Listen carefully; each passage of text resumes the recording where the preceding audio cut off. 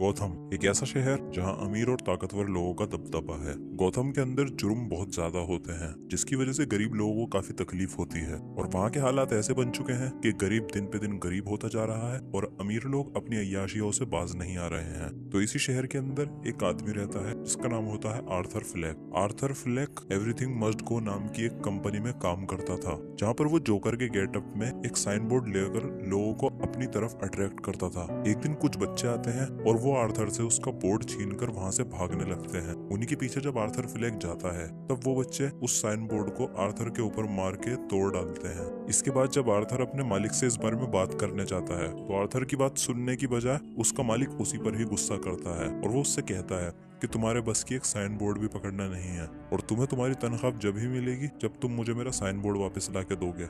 Arthur अपने मालिक को कुछ समझा ही नहीं पाता है क्योंकि उसके अंदर आत्मविश्वास की बहुत ज्यादा कमी थी और इस चीज से वो बहुत ज्यादा सैड हो जाता है। उसके बाद हमें आर्थर का एक कलीग दिखाया जाता है, रेंडल, और वो आर्थर को एक जबरदस्ती गन थमाता है और वो उससे कहता है कि ये गन रख लो क्योंकि ये तुम्हारी सुरक्षा के लिए जरूरी है। शुरू में तो आर्थर उसे मना करता है पर रेंडल के जबरदस्ती करने के बाद वो गन रख लेता है। वहीं से जब आर्थर घर जा रहा होता है तभी उसे बस में एक बच्चा दिखता है जो काफी निराश था। आर्थर उसको हंसाने के लिए अलग अलग तरीके की शक्लें बनाता है और उस बच्चे की माँ आर्थर को डांट देती है और वो कहती है कि मेरे बच्चे को परेशान मत करो। ये सुन के आर्थर जोर जोर से हंसने लगता है। फिर वो एक कार्ड निकाल के उस लेडी को देता है और उस कार्ड के अंदर लिखा था कि आर्थर को एक मेडिकल कंडीशन है और ये जानबूझ के नहीं हंस रहा है, इसे हंसने की एक बीमारी है और ये बीमारी तब एक्टिव होती है जब आर्थर बहुत ज्यादा निराश होता है। तो जब आर्थर की इस बीमारी की दवाई खत्म हो जाती है वो अपने साइकेट्रिस्ट के पास जाता है और आर्थर की पूरी कंडीशन देखने के बाद उस साइकेट्रिस्ट को आर्थर पर बहुत तरस आता है। आर्थर अपनी साइकेट्रिस्ट से कहता है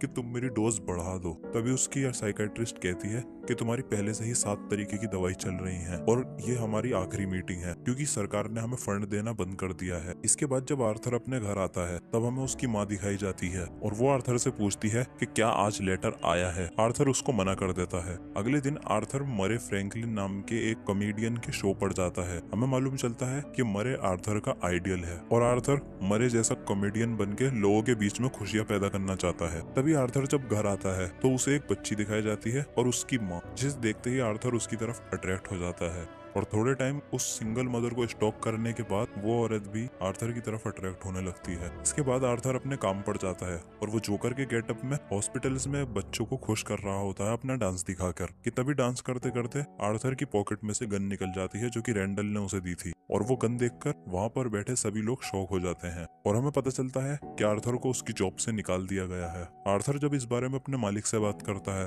तो वो उसे समझाने की कोशिश करता है कि ये सिर्फ एक टॉय गन थी और आप मुझे गलत सजा दे रहे हैं। तभी उसका मालिक उसे कहता है कि मुझे बेवकूफ मत बनाओ, रेंडल ने मुझे सब बता दिया है कि तुमने कुछ टाइम पहले ही रेंडल से ये गन खरीदी है। ये बात सुन के आर्थर रेंडल पर बहुत ज्यादा गुस्सा होता है और वो और निराश हो जाता है। उसके बाद आर्थर घर जाने के लिए एक ट्रेन में बैठता है और ट्रेन के अंदर एक सीन होता है जहाँ 3 एम्प्लॉयज को एक लड़की के साथ फ्लर्ट कर रहे थे। आर्थर उन्हें इग्नोर करता है लेकिन थोड़े टाइम बाद निराशा के कारण आर्थर को फिर हंसी आने लगती है और इन एम्प्लॉयज को लगता है कि ये जोकर हमारे ऊपर ही हंस रहा है। तभी वो उसे मारना चालू करते हैं और वो उसे इतना मारते हैं कि आर्थर के मुंह से खून निकलने लगता है। तभी आर्थर गुस्से में आकर उन तीनों लोगों को शूट कर देता है। वहीं से आर्थर अपनी जान बचाकर कैसे न किसी करके भागता है। फिर जब आर्थर एक वॉशरूम में जाता है तो हमें एक इंटरेस्टिंग सीन देखने को मिलता है कि 3 लोगों को मर्डर करने के बाद आर्थर को बिल्कुल भी अफसोस नहीं है, बल्कि ये पहला ऐसा मोमेंट था जब आर्थर एक्चुअल में खुश हुआ था किसी काम को करके। अब आर्थर के पास कोई जॉब नहीं है और उसकी दवाई भी मिलना बंद हो गई है। इसी वजह से आर्थर डिसाइड करता है स्टैंड अप कॉमेडियन बनने की, लेकिन उसका शो शुरू होने से पहले ही उसे नर्वसनेस के मारे दोबारा हंसी आने लगती है। इसी वजह से उसका पूरा शो बेकार हो जाता है। आर्थर निराश होकर दोबारा घर आ जाता है और उसकी माँ उससे पूछती है कि क्या आज कोई लेटर आया था। आर्थर उसे मना करता है। तभी उसकी माँ उसे एक लेटर देती है और वो कहती है इसे पोस्ट कर देना। आर्थर जब उस लेटर को पढ़ता है तो उसमें लिखा हुआ होता है,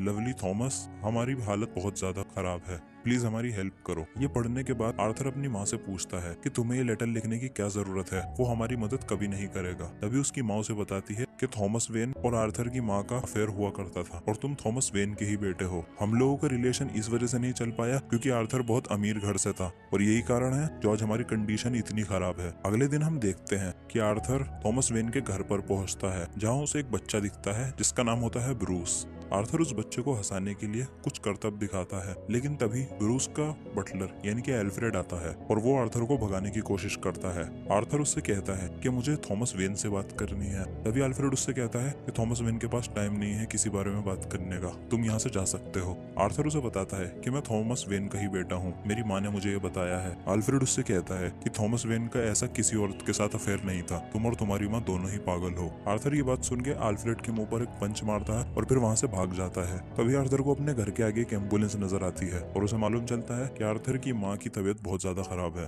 और वो आईसीयू में एडमिट होगी। हॉस्पिटल के बाहर जब आर्थर स्मोकिंग कर रहा था तो दो पुलिस वाले आते हैं और वो आर्थर से पूछते हैं कि ट्रेन के अंदर जो 3 मर्डर हुए थे क्या तुम उसके बारे में कुछ जानते हो। आर्थर कहता है मैं ऐसी किसी चीज के बारे में नहीं जानता। तभी वो 2 पुलिस वाले बताते हैं कि हमने तुम्हारी माँ से भी यही सवाल पूछे थे, इसी वजह से वो आईसीयू में गई है, तो जरूर तुम्हारा और उस मर्डर के पीछे कोई ना कोई कनेक्शन जरूर है। और वो पुलिस वाले उससे कहते हैं कि हमारी नजर तुम पर रहेगी। अगले सीन में हम देखते हैं कि आर्थर अपनी मदर पेनी के पास बैठा हुआ होता है और वहीं पर वो सिंगल मदर सोफी भी हमें नजर आती है।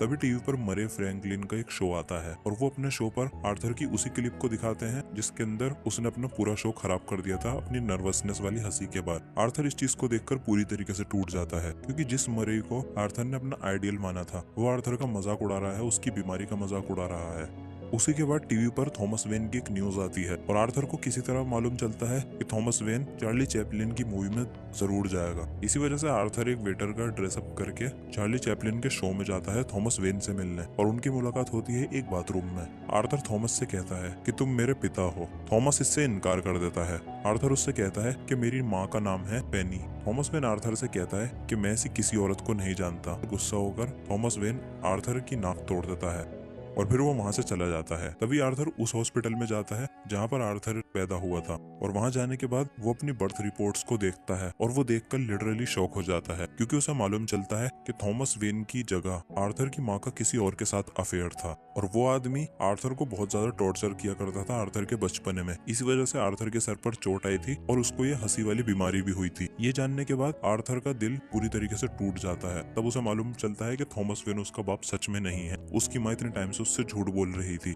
अपने दिल का दर्द कम करने के लिए वो ये बात उस सिंगल मदर यानी सोफी को जाके बताता है। तभी एक इंटरेस्टिंग सीन होता है और हमें मालूम चलता है कि सोफी तो रियल में एग्जिस्ट करती ही नहीं है, वो आर्थर की इमेजिनेशन का पार्ट थी। और ये जानने के बाद आर्थर अब पूरी तरीके से टूट गया था। वो घर आकर बहुत रोता है और आर्थर टीवी पर देख रहा था। तब उसे मालूम पड़ता है कि मरी फ्रैंकलिन ने आर्थर को उसके शो पर बुलाया है, क्योंकि आर्थर की जिस क्लिप को उसने अपने टीवी शो पर दिखाया था उसकी वजह से टीआरपी बहुत ज्यादा हाई गई है। इसी वजह से मरी आर्थर को अपने शो पर बुलाना चाहता है और वो हॉस्पिटल जाकर अपनी माँ को जान से मार देता है, क्योंकि उसकी माँ ने उससे झूठ बोला था थॉमस वेन के बारे में। और जब आर्थर अपना जोकर वाला गेटअप ले रहा था तब उसे अपनी माँ की एक फोटो दिखती है और उस फोटो के पीछे लिखा था कि मुझे तुम्हारी स्माइल शुरू से ही पसंद है। और ये लिखने वाला और कोई नहीं बल्कि थॉमस वेन था, यानी कि आर्थर की माँ ने कभी झूठ नहीं बोला था और आर्थर ने अपनी माँ का जाने अनजाने में गलत ही मर्डर कर दिया है। और इस चीज का रियलाइजेशन आर्थर को बहुत तगड़ा होता है। तभी उसका डोर नॉक होता है और उसके कलीग रेंडल और ये पौवा अपने हाथ में पौवा लेकर आता है। रेंडल आर्थर से कहता है कि तुम्हारे साथ बहुत गलत हो रहा है, तो चलो इस चीज का गम बांटते हैं। आर्थर को लगता है कि ये दोबारा मेरा मजाक उड़ाने आए हैं, इस वजह से वो रेंडल को बहुत बेरहमी से कत्ल कर देता है। और इसके बाद हमें मूवी का मेन सीन देखने को मिलता है जब आर्थर जोकर के रूप में हमें देखने को मिलता है। रेंडल को मारने का जुनून आर्थर के सर पर इस तरह सवार हुआ था कि वो उस खुशी में नाचने लगता है। तभी वो 2 पुलिस वाले जो उस दिन आर्थर से पूछताछ करने आए थे वो आर्थर को नाचता हुआ देख लेते हैं। तभी आर्थर वहां से भाग जाता है और उस ट्रेन के अंदर बहुत सारे जोकर्स थे, इस वजह से वो 2 पुलिस वाले उसे पकड़ नहीं पाते हैं और किसी न किसी तरह आर्थर जान बचाकर मरी के शो पर पहुंचता है। तभी मरी आर्थर को देखकर शॉक हो जाता है। वो उससे पूछता है कि तुम जोकर के रूप में क्या कर रहे हो, ये तुम भी जोकर को सपोर्ट करते हो? तो आर्थर उसकी बात को इग्नोर करके कहता है कि क्या तुम मुझे जोकर कहकर इंट्रोड्यूस कराओगे? मरी उसकी बात पर एग्री करता है और जब शो शुरू होता है तो मरी आर्थर के कहने पर उसे जोकर के नाम से इंट्रोड्यूस करता है। एंट्री लेने के बाद जोकर सच्चाई बोलना शुरू करता है और जोकर पहली बार ओपनली बोलता है कि ट्रेन के अंदर जो 3 मर्डर हुए थे वो आर्थर ने ही किए हैं। वो गौतम शहर की सच्चाई भी बताता है कि यहाँ पर गरीबों को दबाया जाता है और अमीर दिन पे दिन अमीर होते जा रहे हैं। वो सारे अमीरों को एक्सपोज करता है जैसे कि थॉमस वेन। साथ ही साथ आर्थर ये भी बताता है कि मरी ने तो आर्थर का मजाक उड़ाया था, लेकिन उसने अपने शो पर उसे इसीलिए बुलाया है क्योंकि उसे आर्थर से लालच है और उसकी टीआरपी भी हाई होती है आर्थर के नाम से। मरी कहता है कि यह बात झूठ है और तुम झूठ फैला रहे हो। तभी आर्थर मरी को गोली मार देता है और ये सीन इंटरेस्टिंग यूं बन जाता है क्योंकि गोली मारने के बाद आर्थर हमें बहुत ज्यादा कॉन्फिडेंट दिखता है। ये सब देखकर वहाँ पुलिस आती है और आर्थर को अरेस्ट करके वहाँ से ले जाती है। अब आर्थर ने इतनी बड़ी बात टीवी शो पर बोली थी तो लोगों के बीच हड़कंप तो मचना ही था। आर्थर के सपोर्टर्स एक फायर ट्रक से पुलिस कार का एक्सीडेंट कर देते हैं और उसमें से आर्थर को बाहर निकालते हैं। आर्थर की नाक से और मुंह से बहुत खून आ रहा था और वो उसी खून से एक खूबसूरत सी स्माइल बनाता है, जिसका मतलब है कि आर्थर के अंदर जितनी भी सच्चाई थी इस दुनिया को लेकर, वो जिस दुनिया को बदलना चाहता था, जैसी दुनिया जीना चाहता था, वो सब खत्म हो चुका है और उसके अंदर की अच्छाई मर चुकी है।